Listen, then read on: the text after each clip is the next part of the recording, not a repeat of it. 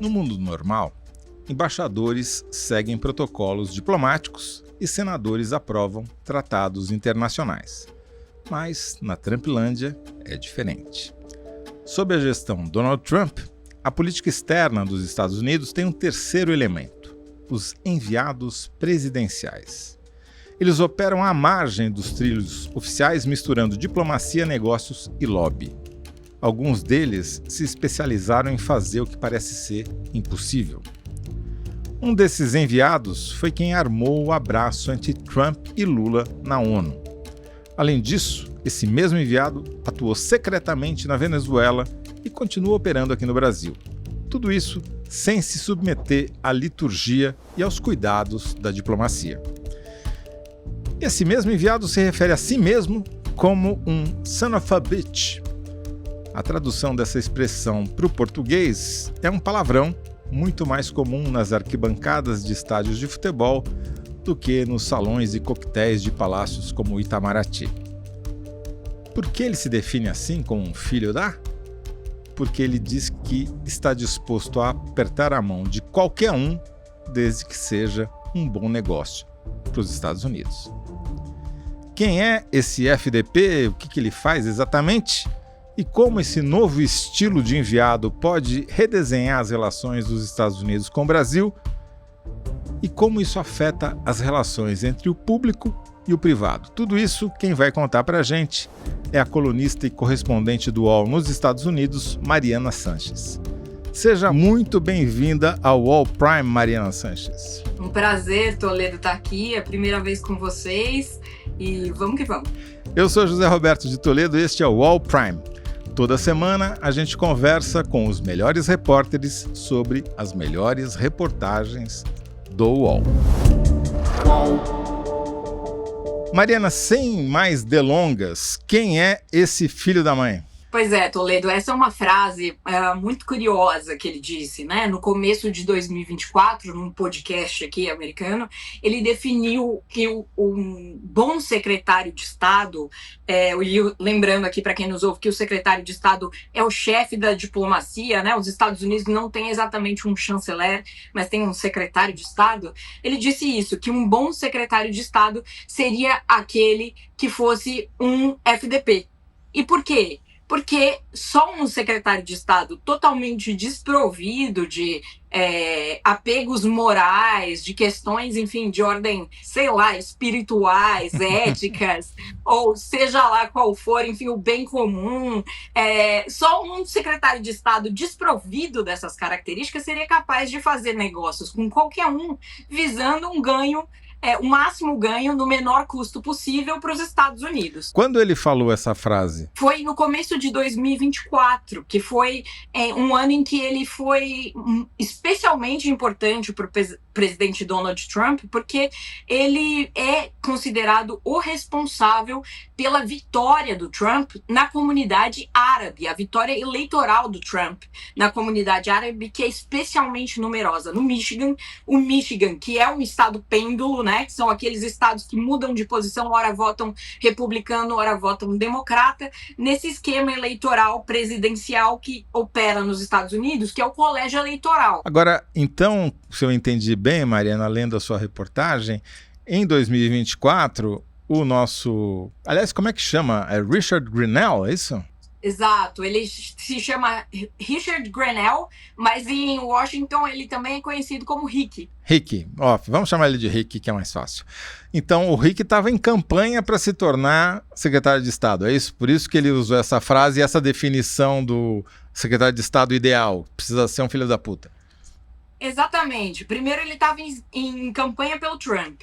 Tendo o Trump ganhado, ele entrou na sua própria campanha para ser o secretário de Estado, que era a posição que ele realmente queria ocupar. E aí eu te digo, né, respondendo a sua primeira pergunta um pouco melhor, o Rick, o Grenell, ele é um diplomata de carreira, ele é um republicano também histórico. No começo dos anos 2000, ele chegou inclusive a servir na missão permanente da ONU em Nova York, na missão americana, claro. Depois disso, ele chegou a ser um dos porta-vozes para assuntos internacionais do então candidato republicano à presidência Mitt Romney, em 2012. E aí, depois disso, consta que, inclusive, ele chegou a fazer algumas críticas em 2016, quando o Trump surge, mas ele muito rapidamente se converte no MAGA, como eles chamam aqui, né? O Make America Great Again. Ele vira um militante MAGA muito rápido e um dos mais leais ao Trump. Tanto assim que ele acaba recebendo a embaixada da Alemanha como prêmio pela sua lealdade. Lá em 2016 é um cargo em que ele fica por muito tempo e onde ele se prova um militante de valor também para o trumpismo, porque ele começa a atuar no Twitter de uma maneira muito diferente daquela que um diplomata tradicional faz, que é se manter fora da política partidária, não expressar opiniões políticas, especialmente em temas sensíveis, como migração, por exemplo. Então, na verdade, ele ficou bastante ostracizado na Alemanha, o primeiro governo da Merkel, depois a própria base, né? No geral, os políticos alemães não gostaram da intervenção do Grenell na política interna, à exceção, claro, da extrema-direita, da AfD, com quem ele acabou estabelecendo algum tipo de relação. Agora, Mariana, vamos então tentar fazer um perfil dele. Porque, pelo que eu estou entendendo, ele é um diplomata de carreira, ele em algum momento fez uma conversão do padrão de comportamento diplomático para um padrão de twitteiro, MAGA, ou seja, em campanha pelo Trump. E mesmo sendo um republicano histórico, começou a subverter alguns dos cânones, digamos assim, da diplomacia americana. Que mais você me conta sobre a vida pessoal dele, o jeitão? Ele é um cara expansivo, ele é um cara introvertido? Fala um pouquinho sobre como é o Rick. Pois é, Toledo. Embora ele tenha se convertido num assíduo twitteiro, ao mesmo tempo ele é um sujeito que continua e consegue se mover nas sombras de um jeito muito impressionante. Como enviado presidencial para missões especiais, que foi o cargo de consolação que ele ganhou no atual governo Trump, ele se move de um jeito tão subterrâneo que diplomatas americanos aqui com quem eu conversei, quando eu descobri toda a atuação dele, me disseram: não, Mariana, isso aí é fake news. Não é possível, não tenho nenhum registro da passagem dele aqui ou ali. Então, enquanto ele está loucamente tweetando, ele está se movendo nas sombras de um jeito que surpreende a própria administração Trump, às vezes. Mas não é só isso, né? Eu acho que isso talvez seja um resumo da personalidade dele, né? Porque ao mesmo tempo em que ele é extremamente conservador, muito contrário, por exemplo, a questões de pautas identitárias no geral, ou ele mesmo já disse que acha graça de piadas com minorias, por exemplo, ele é homossexual assumido, inclusive o primeiro homossexual a ter cargos na alta administração americana. Ele quebra esse recorde, digamos assim, e sob a administração Trump. Ele assumiu, por exemplo, a diretoria da inteligência toda aqui dos Estados Unidos. No primeiro governo Trump, nunca tinha acontecido de um homossexual assumido assumir esse cargo. Portanto, e não só isso, né? Ele foi amicus curiae na corte para a legalização do casamento gay na Califórnia, em 2013. Quer dizer, ele tem uma face militante, digamos assim, em relação aos direitos de minorias, né? Embora seja também super conservador, se diga um cristão imperfeito, enfim. É uma figura com uma personalidade que às vezes pode soar contraditória. Na verdade, ele, para mim, me lembra muito Trump, justamente a imagem que você criou, dele tweetando loucamente e ao mesmo tempo se movendo nos bastidores. Para mim faz muito sentido, porque é aquela coisa do mágico, né? Fica olhando para a minha mão direita, enquanto o que eu estou fazendo de verdade está aqui na minha mão esquerda, que você não está prestando atenção. Então, vamos operar nessa... me explica como é que foi. Ele operou essa mágica de conseguir fazer o Lula e o Trump se abraçarem e terem química entre eles naquela salinha, antessala, né, do plenário das Nações Unidas. Que ele fez? Como é que ele operou? Ele viajou, não viajou? Conta essa história desde o começo, por favor. Pois é, aí entra mais um detalhe da personalidade dele, né? Porque, por incrível que pareça, ele é uma presença constante naqueles CPACs, que são esses eventos da direita trumpista global. Inclusive, a família Bolsonaro, o Eduardo Bolsonaro, faz esses eventos no Brasil, né? E foi justamente por causa de um CPAC que é esse antro bastante conservador, em que eles vão lá defender as coisas as quais pensam, por exemplo, o ideólogo MAGA Steve Bannon e tal, foi por causa de um CPAC no Paraguai que o Grenell achou uma ocasião de parar no Rio secretamente para se encontrar com o chanceler Mauro Vieira, assim, numa operação que parece uma operação cinematográfica, de fato, porque veja só, ele avisa a equipe dele apenas 2 dias antes, olha, gente, vocês acharam que a gente ia para o Paraguai, mas a gente está partindo para o Rio de Janeiro. E aí eles, putz, mas 6 pessoas da equipe, mas como? A gente não tem nem visto. E aí que o Itamaraty se virou, Toledo, para produzir em menos de 48 horas vistos para 6 americanos, né, que vieram junto, ele mais 5, que pararam no Rio de Janeiro por menos de 24 horas. E ali, naquele dia 15 de setembro, ele já veio com essa mensagem de que o Trump queria mudar a sua rota, até então, de colisão com o Planalto, que ele estava considerando refazer essa relação e que ele queria entender qual seria a reação do Lula caso Trump se aproximasse ali no bastidor da Assembleia Geral da ONU para cumprimentá-lo pela primeira vez. Os dois nunca tinham estado juntos, né? E é claro que, além disso, o Grenell quis saber nessa reunião um monte sobre, não só sobre o Bolsonaro, e aí as fontes me dizem, inclusive, que muito, assim, discretamente, ele falou, escuta, não teria alguma ocasião da gente botar ele aqui no avião, de repente, já levar? Vocês estão tão cansados desse homem aqui, né?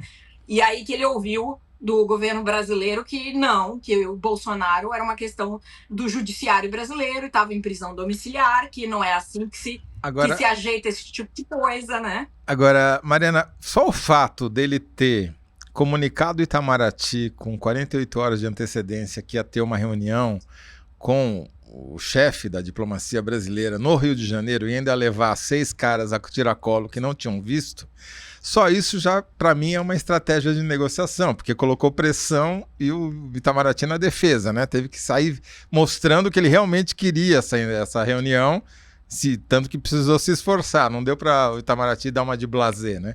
Assim, fazer de conta, vem aí, a gente vê o que faz. Não, já colocou o Itamaraty esperto. Então, a iniciativa, pelo seu relato, partiu do Trump. Mas não me responda agora, Mariana, vamos esperar o break, o intervalo. Vamos falar break, porque a gente está falando dos Estados Unidos, né? E você responde logo em seguida. Em junho de 2024, a notícia de uma prisão no interior de São Paulo fez com que homens na casa dos 20, 30 e 40 anos voltassem a pensar numa coisa que há muito tempo eles tentavam esquecer ou até entender. A justiça decretou a prisão de Carlos Veiga Filho. Carlos Veiga Filho, o Veiga, tinha sido professor do Colégio Rio Branco. Era como se ele fosse uma espécie de João de Deus. Veiga usava do esoterismo e se aproveitava da necessidade de pertencimento dos adolescentes para abusar de seus alunos. Só meninos. Faz pouco tempo que eu consigo falar assim sem chorar dessa história. Até a justiça descobrir, foram quase 40 anos. Este é O Professor e os Meninos, uma história de abusos. Um podcast original UOL Prime. Disponível em todas as plataformas do UOL.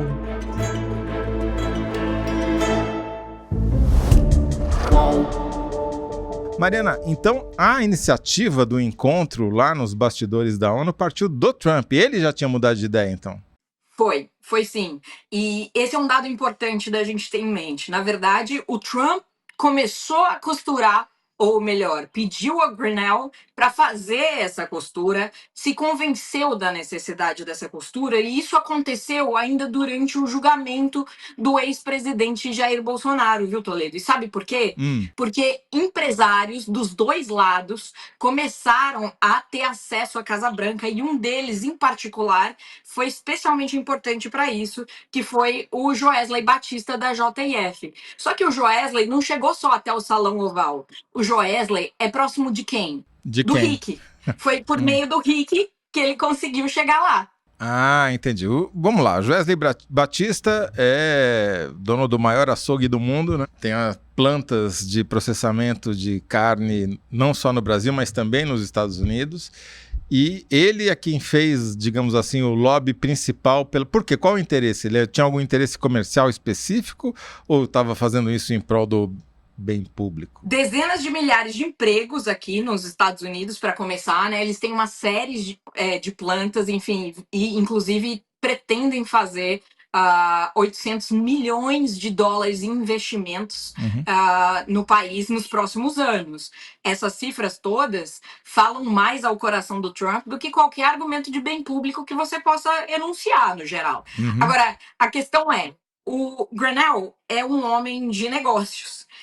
Como a diplomacia que ele exerce não o obriga a estar fora do mundo de negócios, nessas viagens que ele faz pela América Latina, ele se encontra com todo tipo de gente e eventualmente até fecha os negócios dele mesmo. Não, porque ele tá ganhando dinheiro enquanto pega. Não. Isso não pode ser verdade. Você está dizendo para mim que o enviado especial do presidente americano vai aos países, vai ao Brasil, vai ao Paraguai e fecha negócios para ele, não para os Estados Unidos? Eu estou dizendo exatamente isso. E eu acho que para explicar, a gente precisa olhar um pouquinho para trás, para esse esquema, como você mostrava aí no começo do programa. Essa diplomacia do governo Trump, ela tem uma particularidade muito importante. São os enviados especiais do Trump que atuam completamente à margem do Departamento de Estado, que é o órgão diplomático oficial dos Estados Unidos. Para vocês terem uma noção, as pessoas que trabalham com o Grenell sequer têm crachá do Departamento de Estado, embora sejam diplomatas. Elas não frequentam o mesmo ambiente. O que o Trump faz? Ele manda os seus enviados para as áreas em que há conflito, há questões, e, por exemplo, o que ele fez com o Steve Witkoff, que é o enviado dele para o Oriente Médio, que foi, inclusive, quem acabou de recentemente fechar esse acordo de paz que ele anunciou aí junto com o Marco Rubio, que é o secretário de Estado. O que o Trump faz? Ele, tem uns problemas complicados aqui. Vou mandar uns homens leais meus, que, aliás, já estão ganhando dinheiro por si próprios, não precisam se preocupar em ficar só dedicados ao bem público. Eles vão ali, fazem seus negócios, resolvem os problemas para mim também. E depois, se a coisa caminha, eu coloco o canal institucional, que é o Marco Rubio, o secretário de Estado. E foi esse caminho que ele seguiu também, tanto na Venezuela quanto no Brasil. Na Venezuela, o approach do Grenell deu errado. No Brasil, o Marco Rubio entrou para continuar a negociação que o Grenell destravou, né? E como assim ele fecha negócios particulares enquanto está negociando tratados de paz e a reaproximação de dois presidentes? Eu diria que o governo Trump, ele se define por uma grande porta giratória girando em velocidade exponencial, assim, basicamente, né? Não é a primeira vez que os negócios públicos e privados se misturam nessa Casa Branca. Inclusive, o presidente chegou a fazer um jantar na Casa Branca para quem comprou a criptomoeda que ele lançou com a família dele. Veja, se você comprasse uma certa quantidade, você participava de um jantar na Casa Branca, sendo que a criptomoeda tinha nada a ver com o governo, enfim.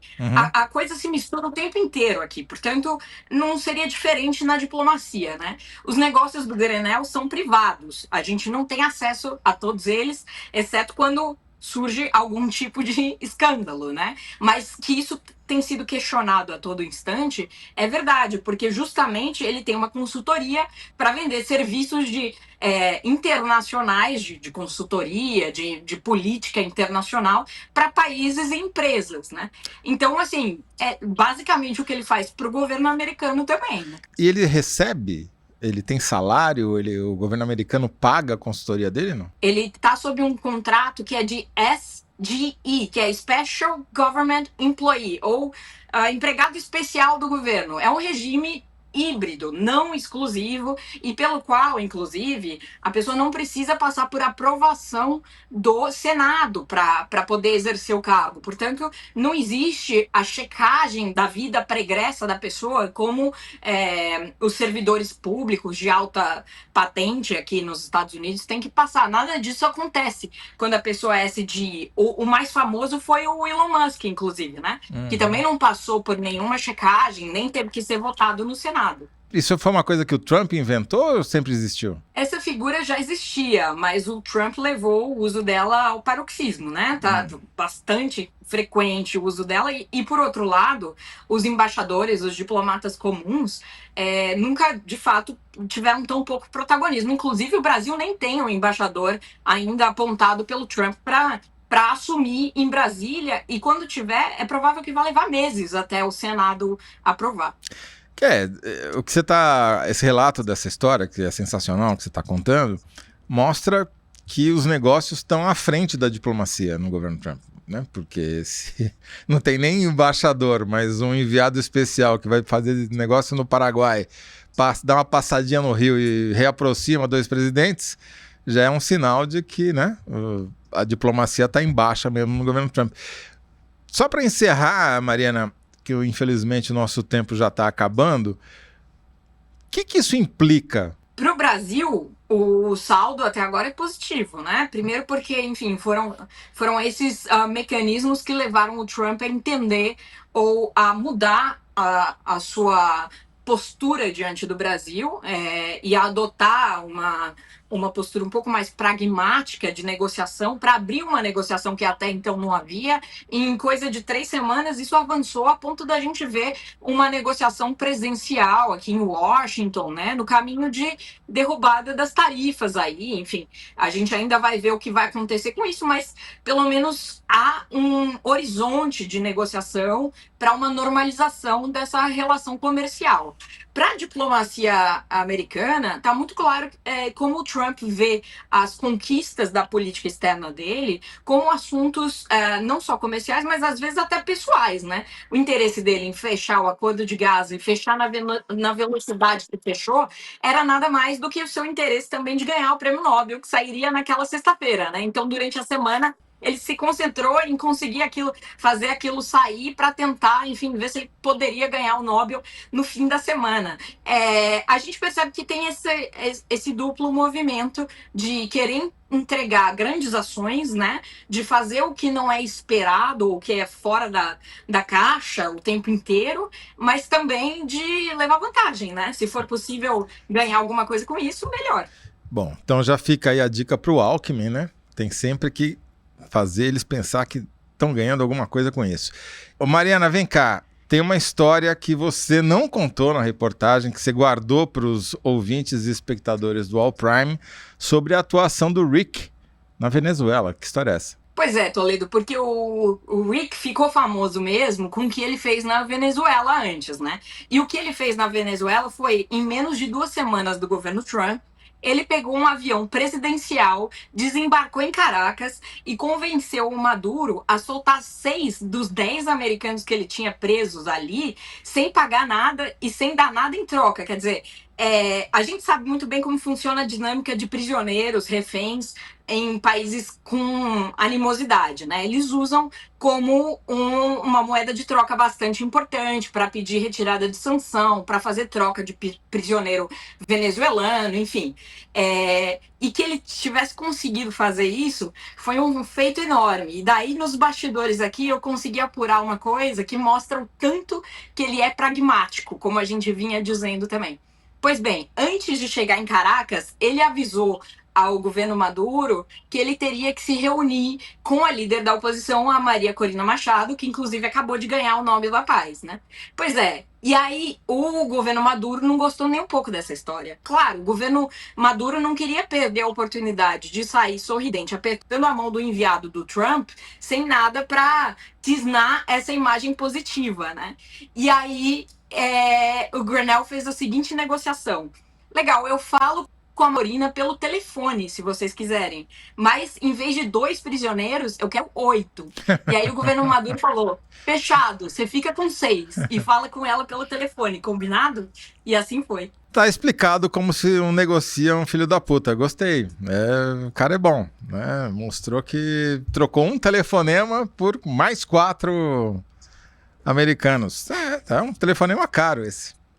Muito bom, excelente história. Muito obrigado, Mariana Sanches. Espero que você volte mais vezes. Espero não, já estou contando com que você volte aqui mais vezes para contar outras histórias tão boas quanto essa. É só chamar. E, querendo, tô aqui. Muito obrigado. Essa é a nossa enviada especial aos Estados Unidos, Mariana Sanches, para usar a linguagem do Trump. Quem quiser, e muita gente vai querer ler a sua reportagem, encontra onde? É só ir lá no uol.com.br/prime. Quem assina o UOL Prime pode ler essa e outras reportagens especiais na íntegra. Assinantes têm acesso a todo o acervo jornalístico do UOL, além da opinião e análise dos nossos colunistas. E você ainda consegue aproveitar descontos em ingressos de cinema, em peças de teatros e festivais musicais. E a assinatura garante acesso também ao UOL Play e muito mais. Confira lá em assine.uol.com.br. Eu sou José Roberto de Toledo e faço a apresentação do podcast UOL Prime. Conversei hoje com a repórter, colunista e correspondente do UOL nos Estados Unidos, Mariana Sanches. O roteiro é da Clara Gelstab. A operação de vídeo é do Fernando Moretti. A montagem do Lucas Zacarias. A trilha sonora original, composta pelo João Pedro Pinheiro. A trilha sonora incidental, da Epidemic Sound. A coordenação é da Lígia Carriel e da Laura Kapeliushnik. A coordenação de operações é do Danilo Esperandil e do Eduardo Bonavita. O podcast é um produto do UOL Prime e Diego Assis é o gerente geral. O Alexandre Jimenez é o diretor de reportagem. E a supervisão é do Murilo Garavello, diretor de conteúdo do UOL. Até o próximo episódio. UOL.